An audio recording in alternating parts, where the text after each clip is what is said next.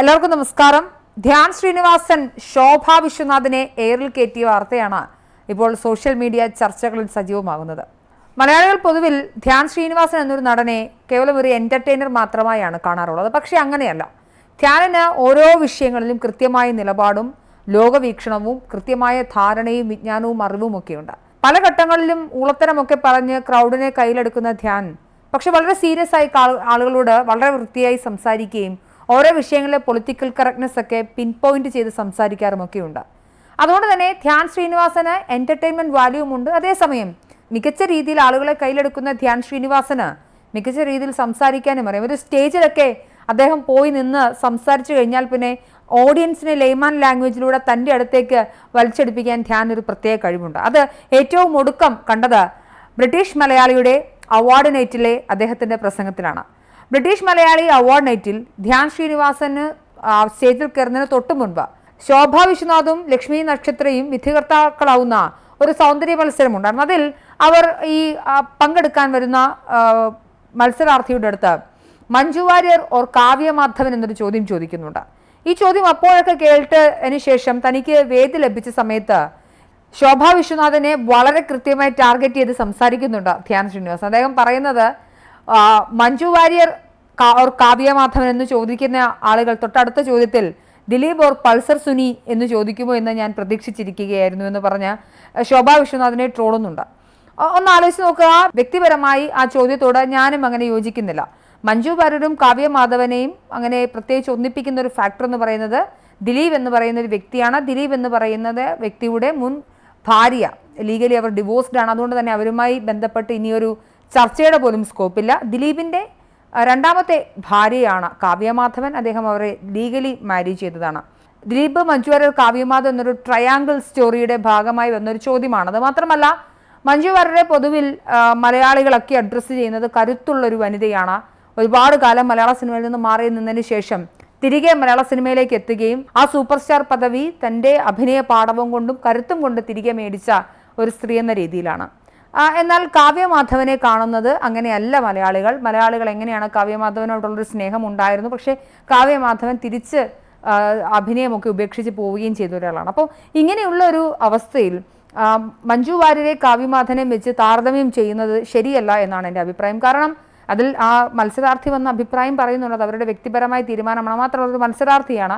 ചോദ്യം ചോദിക്കുമ്പോൾ സ്വാഭാവികമായും അതിനെനിക്ക് മറുപടിയില്ല എന്ന് പറഞ്ഞു കഴിഞ്ഞാൽ അവർ പങ്കെടുക്കുന്ന ഒരു കോമ്പറ്റീഷനിൽ അവർക്ക് മാർക്ക് പോകാനുള്ള സാധ്യതകളുണ്ട്. അത് ഞാൻ ആ മത്സരാർത്ഥിയെ കുറ്റം പറഞ്ഞില്ല. പക്ഷേ അവർ വ്യക്തമായി പറയുന്നുണ്ട് രണ്ടുപേരെയും ഞാൻ എടുക്കുന്നില്ല. ഇനി അല്ല എങ്കിൽ അവർ ശോഭ വിശ്വനാഥ് ആരെങ്കിലും ചൂസ് ചെയ്തേ പറ്റുകയുള്ളൂ എന്ന് പറയുന്ന സമയത്ത് മഞ്ജു വാര്യർ എന്നാണ് അവർ പറയുന്നതെന്നാണ് ഞാൻ മനസ്സിലാക്കുന്നത്. ഇനി ഇതിൽ ഒരു കാര്യമുണ്ട്. ഈ ശോഭ വിശ്വനാഥ് എന്ന് പറയുന്ന സ്ത്രീ ബിഗ് ബോസിൽ കൂടിയാണ് ഞാൻ അവരെ അറിയുന്നതിന് മുൻപ് അവർ ഒരുപാട് സ്ട്രഗിൾ ചെയ്ത കഥയൊക്കെ ഞാൻ കേട്ടിട്ടുണ്ട്. അവരൊരു റെസ്പെക്റ്റുമുണ്ട്.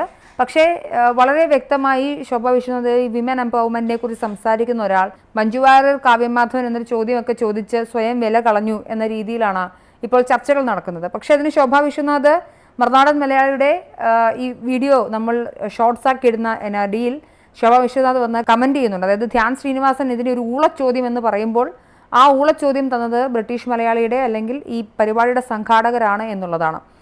പരിപാടിയുടെ സംഘാടകർ ഒരുപാട് ചോദ്യങ്ങൾ കൊടുത്തിട്ടുണ്ടാവാം. അത് അവരുടെ കാര്യമാണ്. അതിനെക്കുറിച്ച് എനിക്ക് വ്യക്തമായ ധാരണയില്ല. പക്ഷേ ശോഭാ സുരേന്ദ്രൻ എന്തുകൊണ്ടാണ് അവിടേക്ക് പോകുന്നത്? അവരൊരു വിമൻ എംപവർമെൻറ്റ് ഒക്കെ സംസാരിക്കുന്ന ഒരു സ്ത്രീ, അങ്ങനെ കൂടി ഒരു സിഗ്നിഫിക്കൻസ് അവർക്ക് ലഭ്യമാകുന്നുണ്ട്. അങ്ങനെ ഒരാൾ ഈ ഒരു രീതിയിലായിരുന്നു ചോദ്യങ്ങൾ ഫ്രെയിം ചെയ്യേണ്ടിയിരുന്നത് അല്ലെങ്കിൽ ചോദ്യങ്ങൾ ചോദിക്കേണ്ടിയിരുന്നത് എന്നൊരു ചോദ്യം അവിടെ ബാക്കിയാവുന്നുണ്ട്.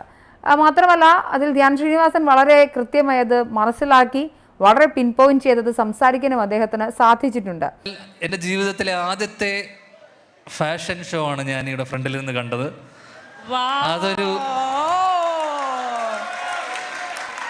അടുത്തൊരു തിരിച്ചറിവും ഒരു പാഠമെന്ന് വെച്ച് കഴിഞ്ഞാൽ ആഴ്ചക്ക് ഫാഷൻ ഷോ കാണണം എവിടെയെങ്കിലും പോയിട്ട്.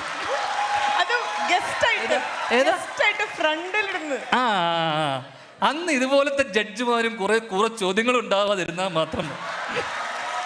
Kavya Madhavan or Manju Warrier or Bhavana, what is A woman, എന്തൊക്കെയാ ബിൻചേട്ടാ, who are you, what are you doing, ഇതൊക്കെയാണോ ചോദ്യം?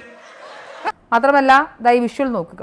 അദ്ദേഹം പറയുന്നുണ്ട്, ഇനി വരുന്ന നാളുകളിൽ നീ സ്ഥിരമായിട്ട് ഫാഷൻ ഷോ കാണാൻ പോകണം, കാരണം ഞാൻ ആദ്യമായി കാണുന്നൊരു ഫാഷൻ ഷോയാണ് എന്ന് പറയുമ്പോൾ ലക്ഷ്മി നക്ഷത്രം അവിടെ നിന്ന് വിളിച്ചു പറയുന്നുണ്ട്, അതെ അതിഥിയായി തന്നെ പോകണം, ഫ്രണ്ട് റോയിൽ തന്നെ ഇരുന്ന് കാണണമെന്ന് പറഞ്ഞ് ധ്യാൻ ശ്രീനിവാസനെ ഒന്ന് ഊക്കാൻ ശ്രമിക്കുമ്പോൾ ധ്യാൻ ശ്രീനിവാസൻ തിരിച്ചു പറയുന്നുണ്ട്, അതൊക്കെ കുഴപ്പമില്ല, അന്ന് ഇതുപോലുള്ള കുറേ വിധികർത്താക്കളും ഇതുപോലെ കുറേ കൂറ ചോദ്യങ്ങളും ഉണ്ടാവാതിരുന്നാൽ മാത്രം മതിയെന്ന് തിരിച്ചു പറഞ്ഞുകൊണ്ട് ലക്ഷ്മി നക്ഷത്രയുടെ വായടപ്പിക്കുകയും ചെയ്യുന്നുണ്ട്. നോക്കൂ, മറുനാടൻ മലയാളിയുടെ ഒരു സഹോദര സ്ഥാപനമാണ് ബ്രിട്ടീഷ് മലയാളിയും. അങ്ങനെ ബ്രിട്ടീഷ് മലയാളിയുടെ ഒരു പരിപാടിയുടെ വേദിയിൽ നടന്ന ഒരു കാര്യമാണ്. എന്തായാലും മറുപടി കൊടുത്ത ആ മത്സരാർത്ഥിയുടെ അതേ മറുപടിയാണ് എനിക്കും പറയാനുള്ളത്. നമ്മളൊക്കെ ജീവിതത്തിൽ ഒരുപാട് തെറ്റുകൾ ചെയ്തവരുണ്ട്, നമ്മൾ ഒരുപാട് ഫെയിലിയേഴ്സിൽ കൂടെ കടന്നു വന്ന ഒരുപാട് ആളുകളാണ്, അനുഭവ പാഠങ്ങളുണ്ട്. അതുകൊണ്ട് കാവ്യമാധവൻ്റെ സ്വഭാവത്തിലെ കുറേ വശങ്ങൾ നമുക്കുണ്ടാവും, മഞ്ജുവാറുടെ സ്വഭാവത്തിലെ കുറേ വശങ്ങളുണ്ടായിരിക്കും. ഓരോരുത്തരും അവരുടേതായ രീതിയിലുള്ള ഇൻഡിവിജ്വൽസാണ്. അതുകൊണ്ട് നമുക്കത് ആരാണ് മികച്ചത് ആരാണ് മോശമെന്ന് ഒരു ജഡ്ജ്മെൻറ്റിലേക്ക് എത്താൻ സാധിക്കില്ല. അതുകൊണ്ടൊരു ചോദ്യം തന്നെ അസ്ഥാനത്തായി പോയേ എന്നുള്ളതാണ് വ്യക്തിപരമായ എൻ്റെ ഒബ്സർവേഷൻ. എന്തായാലും ശോഭാ സുരേന്ദ്രനെ ഇരുത്തി അപമാനിച്ച ധ്യാൻ ശ്രീനിവാസൻ അത്ര ബോധമില്ലാതെ ഊളത്തരങ്ങൾ മാത്രം പറയുന്ന, കൗണ്ടറുകൾ മാത്രം അടിക്കുന്ന ഒരാളായി ആണ് ഓൺലൈൻ മാധ്യമങ്ങളിൽ വരുന്നത്. അല്ലെങ്കിൽ അദ്ദേഹം തന്നെ ഒരു പിക്ചർ കൊടുക്കുന്നത്. കാരണം തുടർച്ചയായി ഫ്ലോപ്പുകളാവുന്ന പടത്തിൻ്റെ കഥകളില്ലാത്ത, തിരക്കഥ മികച്ചതല്ലാത്ത ഫ്ലോപ്പുകളുടെ ഒരു കൂമ്പാരമുള്ള ധ്യാൻ ശ്രീനിവാസൻ ഓരോ വീക്ക്ലി സ്റ്റാർ എന്നൊക്കെയാണ് അദ്ദേഹത്തെ വിളിക്കുന്നത്. അപ്പോൾ അങ്ങനെ ഒരു ധ്യാൻ ശ്രീനിവാസൻ കേവലം ഒരു എൻ്റർടൈനർ മാത്രമല്ല, അത്യാവശ്യം എല്ലാ വിഷയങ്ങളിലും കാര്യബോധമുള്ള ഒരാളാണെന്ന് മനസ്സിലാക്കി തരികയാണ് എന്തായാലും ബ്രിട്ടീഷ് മലയാളിയുടെ ഈ ഫാഷൻ ഷോയും അവാർഡ് ദാനച്ചടങ്ങും.